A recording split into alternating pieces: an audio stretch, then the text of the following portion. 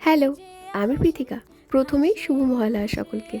মহালয়ার দিন কি করব ভাবছিলাম, তাই বেরিয়ে পড়েছিলাম শ্রীভূমির উদ্দেশ্যে। গিয়ে দেখলাম প্রচুর লাইটিং দিয়ে সাজানো হয়েছে, চারিদিকটা খুব সুন্দর লাগছে, কিন্তু দেখলাম প্রচুর ভিড় রয়েছে।